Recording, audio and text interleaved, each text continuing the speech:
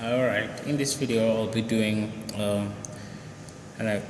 two examples on directional derivatives.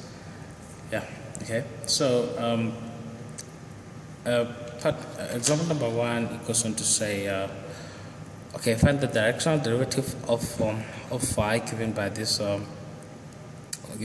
equation here at point 3, 1, minus 3 in the direction of this vector. Okay, so we know that directional derivative is given by, okay, so let me say for part 1, okay, we know that directional derivative is given by d phi ds is equals to grad phi dot u. Okay, now we have this thing here, so what we're gonna do is to find grad phi of this thing here. Okay, so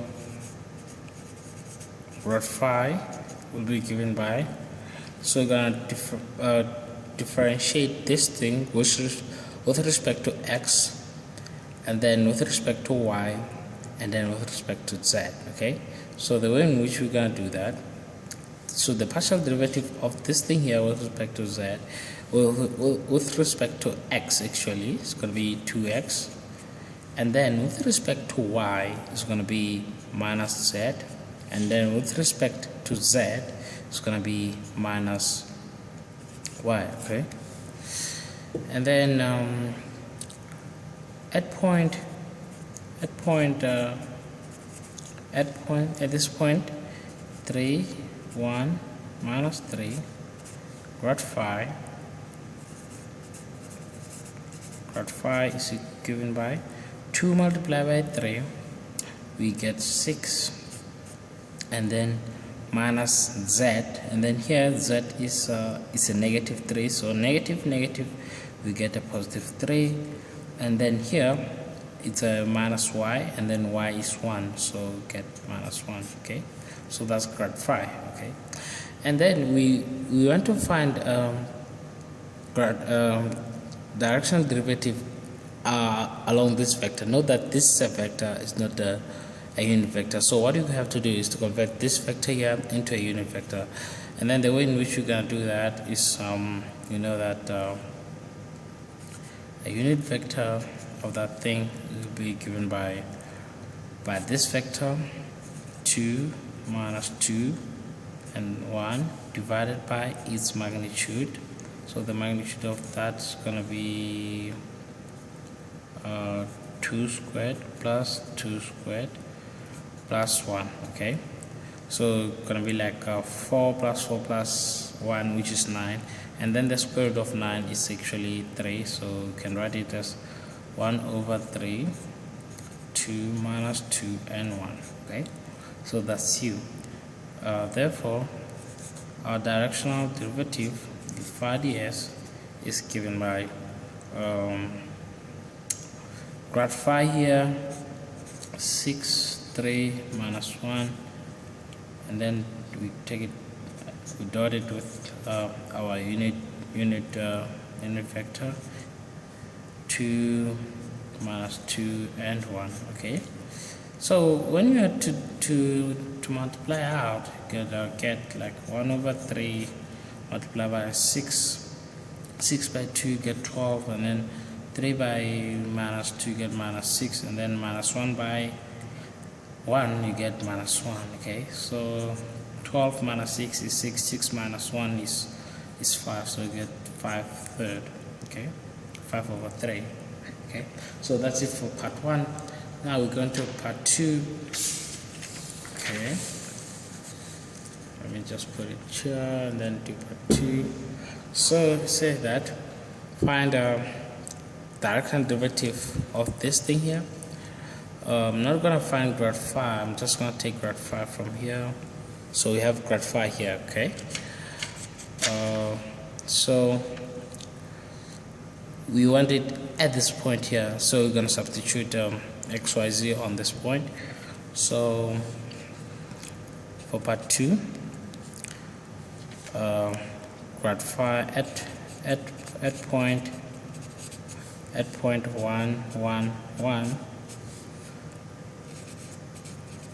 grad phi is given by 2 multiplied by 1, you get 2, then minus z, and then minus multiplied by 1, you get y minus 1, sorry, you get minus 1, and then the same thing with y here, y minus 1 multiplied by 1, you get 1. Okay, so that's grad phi for the second part.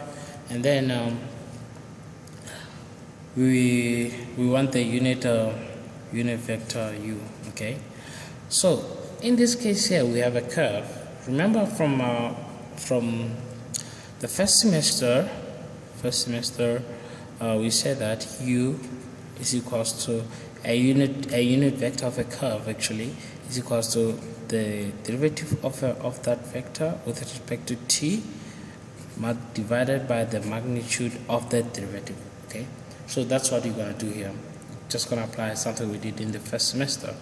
Okay, so this is going to be equals to the derivative of this thing here, derivative of cos t. Derivative of cos t is minus sin t, and then the derivative of e to the t is e to the t, and the derivative of 3t plus 1 is 3. Okay, and then you're gonna divide that by the magnitude of this thing here, and then the magnitude of this thing is gonna be the square root of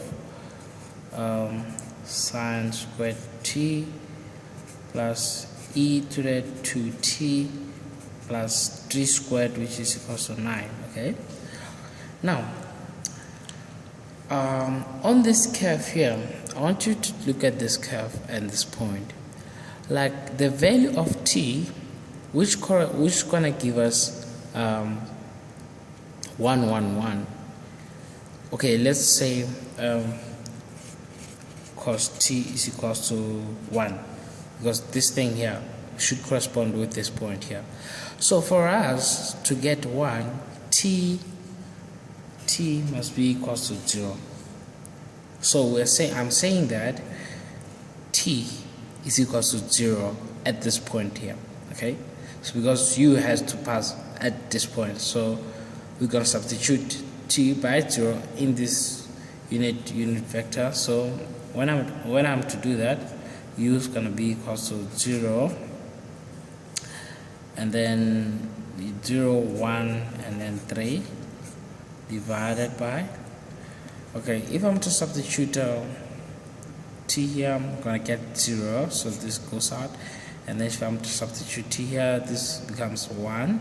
Okay, so it's going to be 1 plus 9, which is equals to 10, so we're going to have root 10. Okay, now we have everything that we need to determine our directional derivative.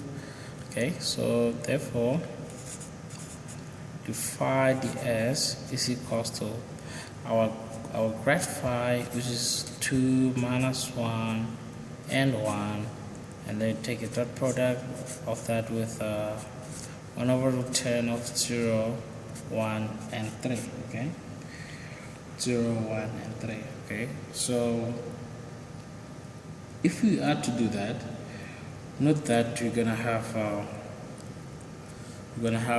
2 by 0, which is 0. Okay, let me just write 1 over root 10, 2 by 0, which is 0, and then minus 1 multiplied by 1, you get minus 1, and then minus 1 multiplied by 3, you get minus 3. Okay, so what you get is minus what?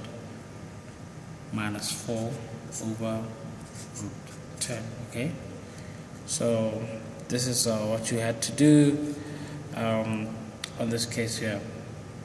Okay, yeah, this is what you had to do to get your directional derivative. Okay, if you are if you are required to determine the maximum directional derivative, what you had to do was just to take the magnitude of grad phi here. Yeah, like for part 2, you just had to take the magnitude of this grad phi, and then for part 1, you just had to take the magnitude of this grad phi, and then that would be your maximum directional derivative. Thank you for watching. Don't forget to subscribe.